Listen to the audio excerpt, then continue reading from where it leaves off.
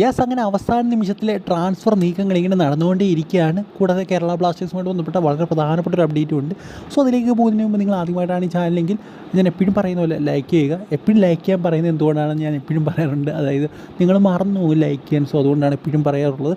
300 നമ്മൾ ലൈക്കിൻ്റെ ടാർഗറ്റ്. എല്ലാവരും അവിടേക്ക് എത്തിക്കുമെന്ന് തന്നെ ഞാൻ വിചാരിക്കുന്നു.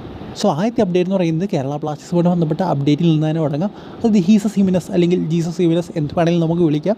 എന്തായാലും അദ്ദേഹം 6-ാം തീയതി, അതായത് ഈ ഒരു മാസം 6-ാം തീയതി കൊൽക്കത്തയിലെത്തുമെന്നാണ് നമുക്കറിയാൻ സാധിക്കുന്നത്. ഞാൻ വിചാരിച്ചു കൊച്ചിയിൽ വെച്ച് അദ്ദേഹം ജോയിൻ ചെയ്യത്തുള്ളെന്ന്. അതായത് തിങ്കളാഴ്ച കൊച്ചിയിലേക്ക് വരുമെന്നാണ് നമ്മുടെ ബോർഹാം വെസ്റ്റോ അസിസ്റ്റൻ്റ് കോച്ച് പറഞ്ഞത്. സോ അതുകൊണ്ട് ഞാൻ വിചാരിച്ചു അദ്ദേഹം കൊച്ചിയിലായിരിക്കും ജോയിൻ ചെയ്യാൻ പോകുന്നത്. പക്ഷേ അല്ല, അദ്ദേഹം ഈ വരുന്ന 6-ാം തീയതി കേരള ബ്ലാസ്റ്റേഴ്സിൽ ജോയിൻ ചെയ്യുമെന്നാണ് നമുക്കറിയാൻ സാധിക്കുന്നത്. 6-ാം തീയതി എന്ന് പറയുമ്പോൾ എനിക്കൊന്ന് വെള്ളിയാഴ്ചയാണെന്ന് തോന്നുന്നു. സോ വെള്ളിയാഴ്ച അദ്ദേഹം ജോയിൻ ചെയ്യും, അതും കൊൽക്കത്തയിൽ.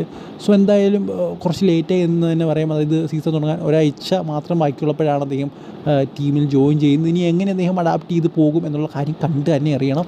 ഇനി അടുത്ത അപ്ഡേറ്റ് എന്ന് പറയുന്നത് നമ്മുടെ കമൽജിത്ത് സിംഗുമായിട്ട് ബന്ധപ്പെട്ടുള്ളൊരു അപ്ഡേറ്റാണ്. അത് നമുക്കറിയാൻ സാധിക്കുന്നൊരു കാര്യം എന്ന് പറയുന്ന അവസാന നിമിഷം മറ്റൊരു ട്രാൻസ്ഫർ നീക്കം കൂടെ നടന്നിരിക്കുകയാണ്.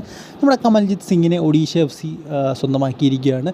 ഈസ്റ്റ് ബംഗാളുമായിട്ട് കോൺട്രാക്ട് ടെർമിനേറ്റ് ചെയ്ത് അദ്ദേഹം ഒഡീഷ FCയിലേക്ക് ജോയിൻ ചെയ്തിരിക്കുകയാണ്. എനിക്ക് തോന്നുന്നു പ്രഭ്സുമാൻ ഗില്ലൊക്കെ ഉള്ളതുകൊണ്ടായിരിക്കാം അദ്ദേഹം എന്താ പറയുക ഈസ്റ്റ് ബംഗാൾ വിടാനുള്ള കാരണം. അവിടെ അതിന് കൂടുതൽ അവസരം കിട്ടത്തില്ലായിരിക്കും. എന്തായാലും ഇപ്പോൾ അദ്ദേഹം ഒഡീഷ FCയിലേക്ക് ചേക്കേറിയിരിക്കുകയാണ്. എന്തായാലും നല്ലൊരു സൈനിങ് എന്ന് തന്നെ പറയണം.